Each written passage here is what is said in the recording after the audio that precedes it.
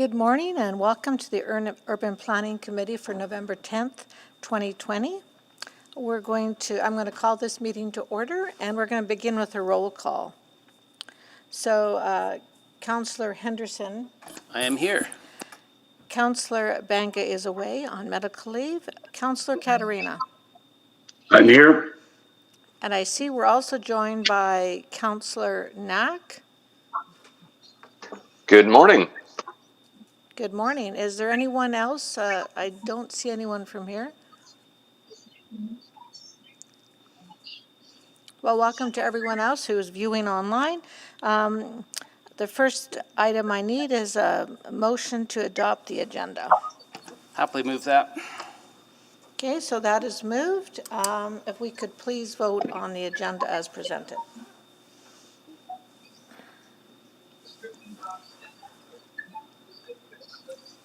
And display the vote. And that is carried. And now I need a motion for the adoption of the minutes. I'm happy to move them as well.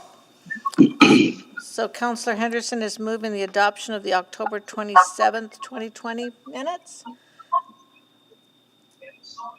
Please vote on the minutes.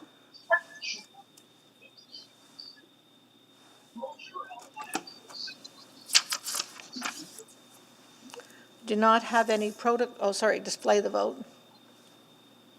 And that is carried as well. I do not have any protocol items.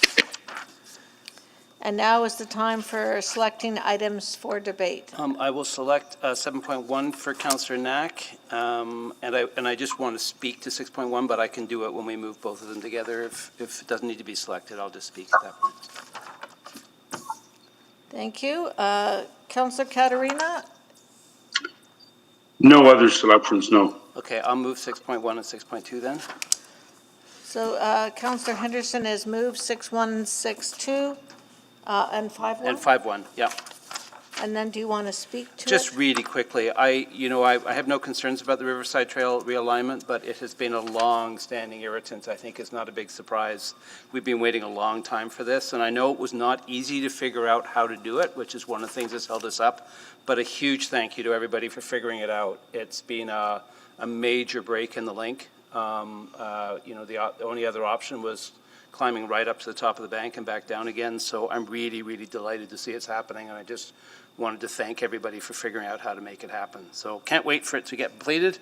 It has been, I think, like that since I was elected. So it's been quite a while, and we know just how many people have been risking going round. That's how important the link is. So thank you, and that's all I wanted to say. Thank you. Seeing no further requests, I will call the vote on 5.1, 6.1, and 6.2. Please vote.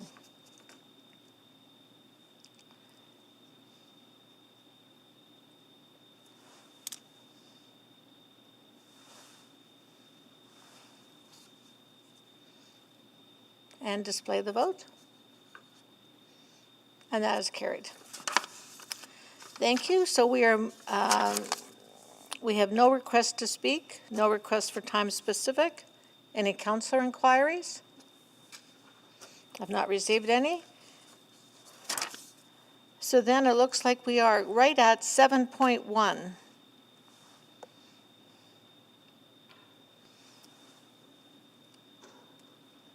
This is a response to councillor inquiries, so I assume is there any opening remarks?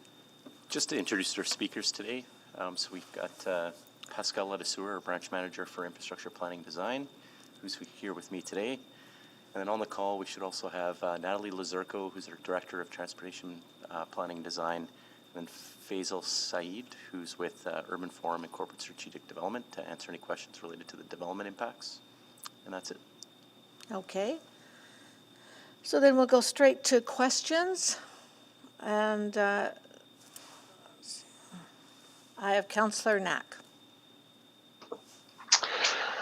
Thank you, Madam Chair, and thank you for the reports. There's a number of questions I have. So just as a bit of context, again, so the challenge we run into on this particular stretch is that this isn't actually within the City of Edmonton's ownership. So it's, I think the road that is within what would be defined as City of Edmonton boundaries up to the intersection of 137th and Ray Gibbon Drive is all under provincial ownership. They control the intersection, they control and own the roadway. That's correct. We're kind of in the midst of a three-party ownership. Transportation Utility Corridor and Anthony Henday Drive is the province. Ray Gibbon Drive is St. Albert, and 137th Avenue, both east and west, outside of the limits of the Transportation Utility Corridor, is the City of Edmonton. Yeah, so even something like the intersection operations itself at 137th and Ray Gibbon Drive, my understanding is that's actually run by the province. They're in control of that intersection. So if changes need to be made to things like light signal timing or if adjustments are going to happen, they're the ones to do that. Is that correct? Correct, and the province has been working with St. Albert as part of this work, to look at ways to improve the coordination between the signals north at Leclerc Way, that traffic signal within the City of St. Albert, as well as the intersection within the Transportation Utility Corridor at 137th Avenue. So the question, I guess, there's a few, so I might not get it all in one round here, which is that the report talks about how the future alignment of the road is going to be likely at Leclerc Way, which is actually outside of the City of Edmonton boundary, correct? That is within the City of St. Albert. Correct. Correct. So we have, and I don't know how or when, or when the NSP was designed, but essentially the challenge we run into and why we're trying to be a little more engaged here is that technically a roadway, a major access roadway, arterial roadway to access communities within the City of Edmonton, if nothing changed, would actually be within the City of St. Albert. That's how the neighborhood was originally planned and approved, yes. Yeah. And yet, when it was approved, there hadn't necessarily been an agreement with St. Albert around ownership of the land, if we would have conversations around annexation, anything like that, right? So it was approved, but from what I understand, those conversations didn't actually occur at the time of the area structure plan approval. Yeah, I think there was a couple of things that happened. I think there was certainly coordination between St. Albert and City of Edmonton as to what the neighborhood impacts would look like and how the joint planning would look. Certainly the urgency around the timing of being able to figure that out at the time that the neighborhood was approved probably wasn't there. And that's largely what informed some of the earlier development obligations for the first stages of development within Big Lake, which included upgrading 137th Avenue as a 10-year fix. And now we're reaching kind of that point where that 10-year time period has elapsed. Yeah, so I'm going to come to that one probably in the second round, because that's the next part of the conversation. Just to wrap up the piece around the future alignments, the report talks about how we don't have an ETA right now because there's a non-participating landowner. So I guess the question is, who at this point, because the land isn't actually within the City of Edmonton yet, we're working with the City of St. Albert and the province. Is it still ultimately the developer's responsibility to secure that road right of way for the future road? My understanding, I'd have to ask either maybe Fazil can confirm this, but I don't believe that the land acquisition outside of the municipal boundary is something that under the MGA we can even ask for. Perhaps that's even a legal question, but I believe the dedication that exists within the municipal boundary of Edmonton is certainly part of the ARA basin within Big Lake. But the land outside of the boundary is not.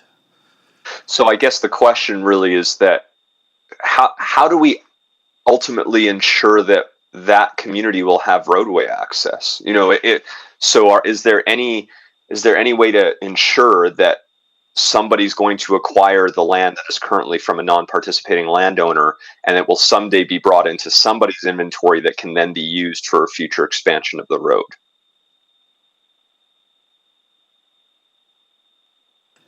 I think what you're identifying is probably what we all already know for ourselves, and that's the only way to be able to do that is to work collaboratively with City of St. Albert on some kind of an agreement, both for the securing the acquisition of the land, as well as some kind of a funding agreement for the development of Leclerc Way within St. Albert. I think, I'm out of time. I'll have a second round. Oh, but I think someone else is going to respond. yeah, Councillor Knack, it's Adam. I think the boundary adjustment discussions have been underway. We certainly haven't got to a point of absolute, but it's ongoing discussions with St. Albert. Yeah, an anomaly in terms of how this was established, but ongoing discussions with St. Albert in terms of how we can get to the right solution for this, so that we can maximize ARA, the right land composition, the right setup to allow the ultimate configuration. So it's underway, and certainly the temporary improvements that have been made, or sorry, are being proposed, are going to help with that access egress for the community. Thank you. I'm out of time. I'll come back on a second round, please. Okay, and I will go to Councillor Henderson next. Just for an interlude between Councillor next, I'm curious, did the last version of the MGA not actually give us some, give us some ability to do cross-border ARAs? I thought that was one of the amendments that we got for precisely these kind of circumstances. I'm not sure if there's someone from law. It's not really critical. I But, just was curious. I know that question came up, but I actually thought that this was one of the long-standing issues that was sort of begun to be ironed out. I wouldn't say that my knowledge is Yeah, is as that's okay. intimate It really as some isn't others, critical. but I just was I curious. No, I not seen that. ask out of curiosity, not out of, I'm sure you'll find out when it matters. Thanks. Thank you, and seeing no one else, we'll go back to Councillor Knack. Thank you. Thank you, Madam Chair. So again, just wanting to, the part of getting this report is making sure people are aware this is a little more complex than a standard arterial road in a new neighborhood, because it's cross city essentially, and it also includes the province. So what I'm unsure about is what are our check-in points to ensure we know the intergovernmental agreement that's being formed. So how does this get completed? And I recognize it could be 10 more years before the roadway gets built, as an example, because they still have to acquire the land. We have to figure out who's going to own that land. But what I don't see right now in the report is how I can stay informed without constant nagging emails to members of administration. And I imagine this involves some type of council decision at some point for who owns land and how that's going to work. I think, as you've pointed out, there are a lot of different dimensions to this and a lot of different layers. I think it's largely informed. The first decision point that really needs to be decided is probably the boundary issue. And I think that's where, as part of kind of a future intergov update, perhaps that's something that could be discussed or looked at, because I think that will largely inform the approach, both to negotiations, the responsibilities around funding, and operations for that connection. But that's probably kind of the first thing that I would expect would largely inform kind of the future next steps around how this would proceed.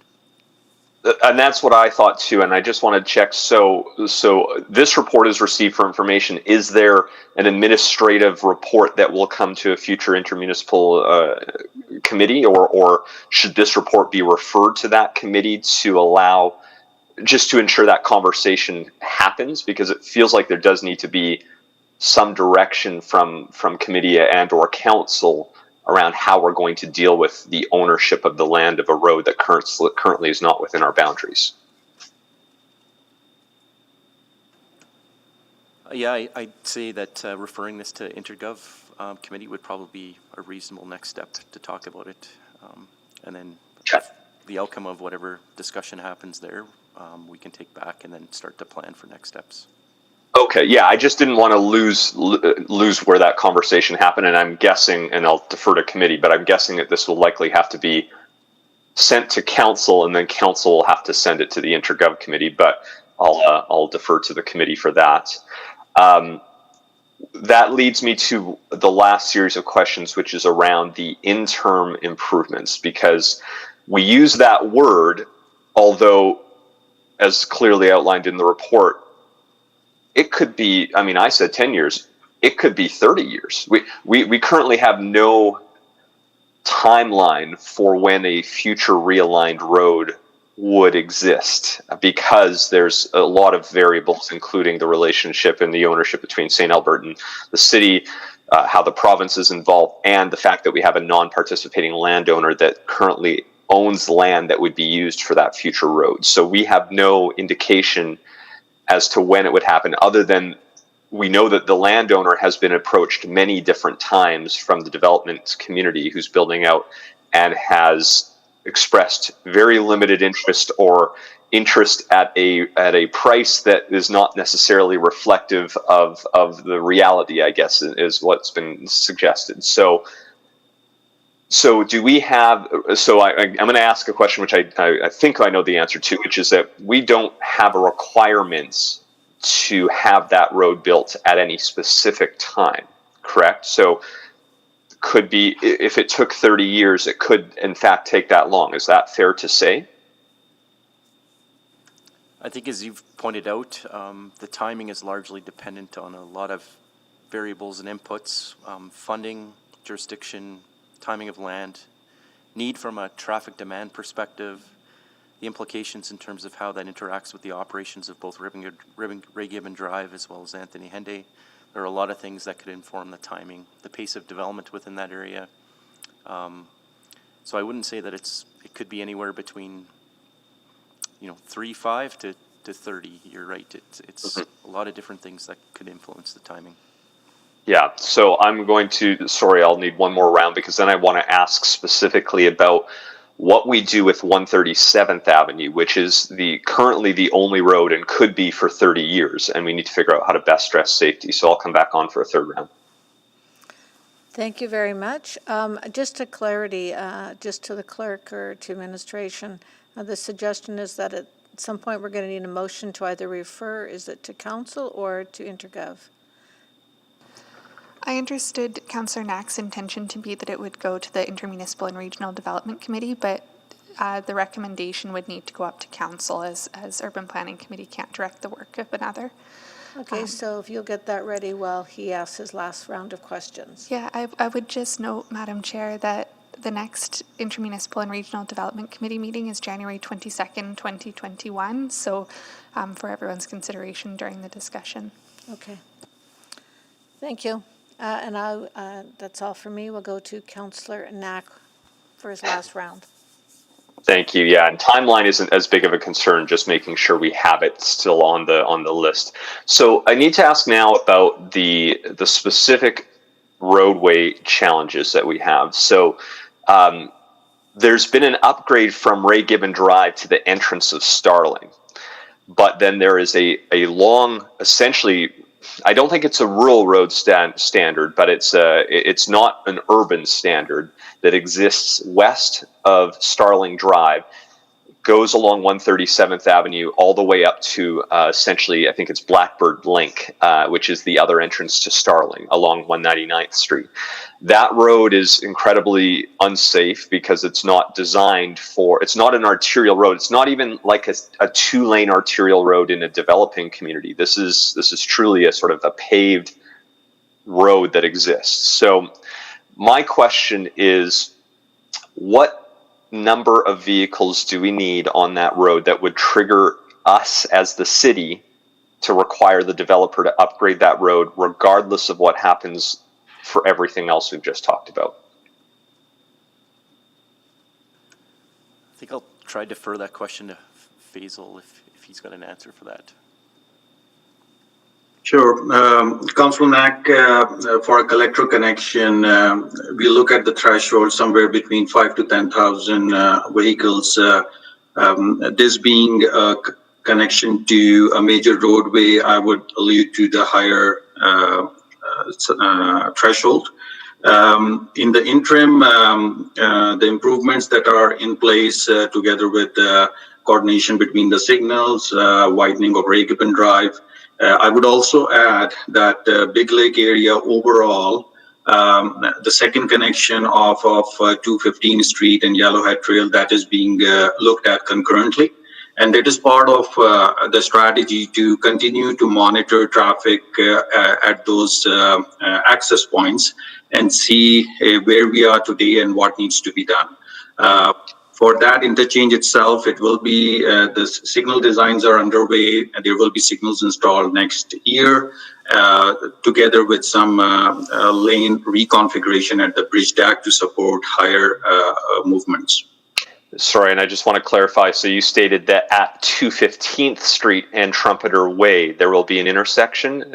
Is that what you're referring to? Where's the intersection going to be that you just referenced? The traffic signal. It was more for the overall area, which is 215th Street with Yellowhead Trail interchange. Oh, I see. Okay, Yeah. so what I want to focus on is the stretch of road that is essentially 199th Street leading up to 137th Avenue, because it turns into 137th going to Ray Gibbon Drive. So you stated that normally we would look to say 5,000 to 10,000 vehicles per day before we would require an upgrade. The difference, though, in this road is that it is not a standard arterial road. You would agree with that, right? This is not a two-lane arterial road like in a developing community within the city of Edmonton. That is correct. It's a collector connection that is along a temporary alignment. It's not the permanent alignment either. And sorry, just to be what I'm referring to is that the roadway itself is not a standard asphalt arterial road. It is not. So the stretch of road that exists west of Starling Drive all the way along 199th Street is actually more like a rural road that has been paved. Correct, Councillor Knack. It is a two-lane, rural, 9-meter wide asphalt roadway, and that was connected to the condition of subdivision to the very earliest stages of Big Lake development. The idea was that the developers were supposed to come forward with the funding to be able to temporarily upgrade for a 10-year fix. It was a two-lane rural cross-section. They added street lighting and guardrail at the corners, essentially, to try to improve the safety, but it is still a rural cross-section. It would not be consistent with our servicing expectations for this type of development, which would normally require an urban cross-section. Correct. So, and I should note, we actually paid for the guardrails, not the developer, from what I understand. But so my question is it fair to require the same 5,000 to 10,000 vehicle threshold for a road that is not to the same standard as other arterial roads? And I'm not asking the city to do this. I'm wanting to know, what is our threshold that would trigger us requiring the developer to upgrade that road to a proper arterial or collector urban standard in the city? And I might need a fourth round depending on the answers here. Councillor Knack, go ahead, Faisal. Sorry. I would just add to that that we have reached that point. A large portion of Starling is not developed yet. And moving forward with any zoning, the expectation would be that the existing road network be reviewed by the developers and some upgrades be available. Okay, and I'll need to follow up on that in a fourth round. My apologies, Madam Chair, but I just need to clear it up here. Thank you. Go ahead, Councillor Knack. Thank you. Sorry. So what I want to know, because I know we've got some folks listening from Big Lake right now, which is that you've just told me we've hit a threshold that would now trigger upgrades of a road, of this roadway. This is a collector roadway, 199th Street to 137th Avenue. What I want to know, so I can clearly communicate with the residents, is what does that actually look like? So now that we know the thresholds there, what is required for upgrades from the developer? So if the land is available, then ideally speaking, it would be a permanent upgrades as per city standards.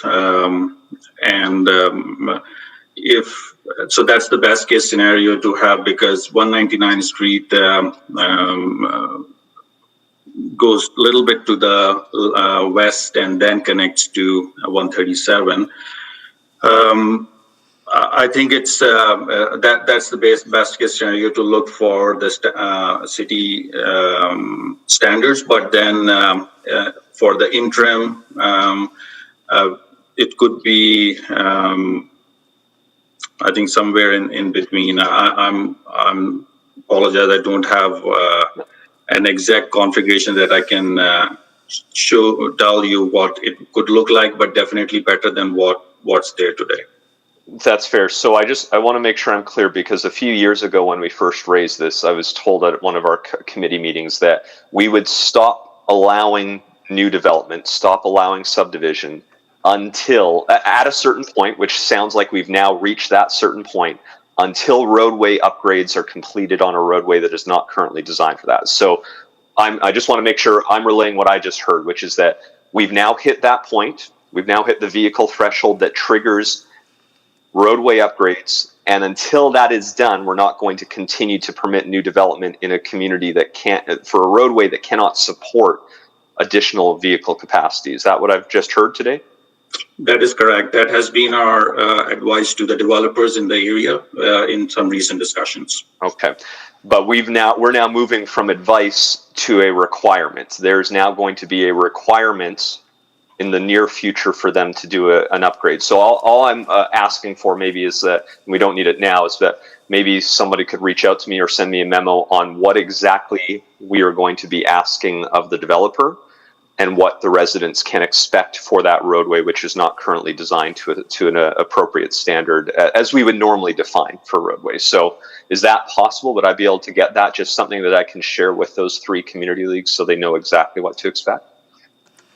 Councillor Knack, it's Ms. McCabe here.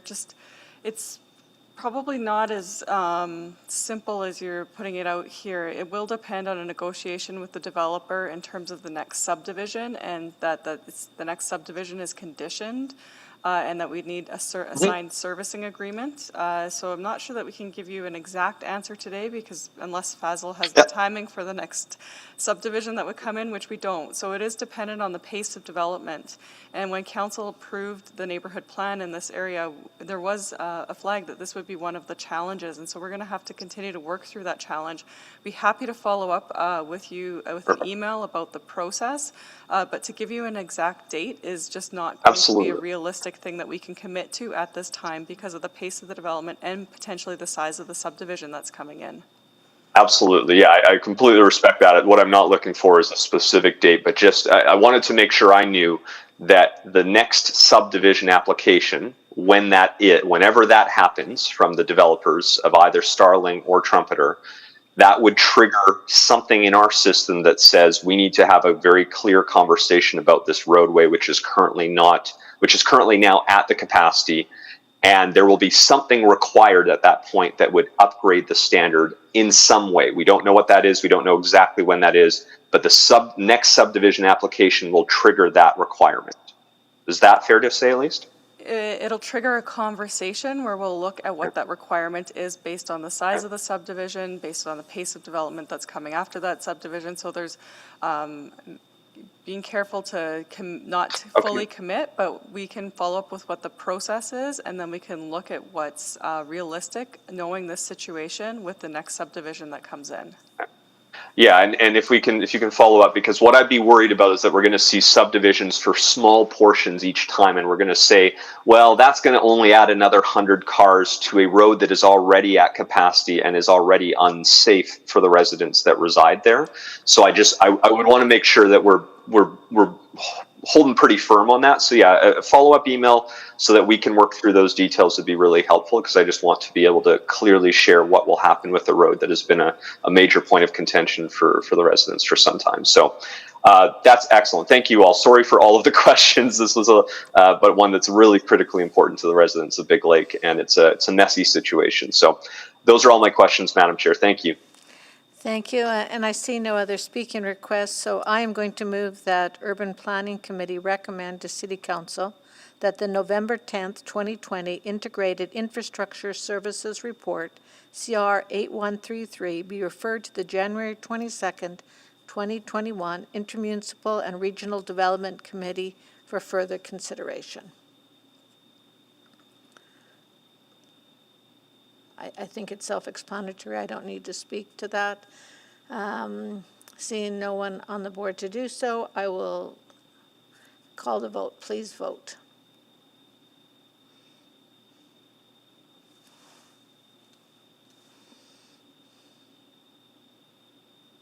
And display the vote. And that is carried unanimously. Thank you. That concludes item 7.1. Are there any notices of motion? Haven't received any. I don't see any. Seeing none, we are adjourned. Thank you, everyone.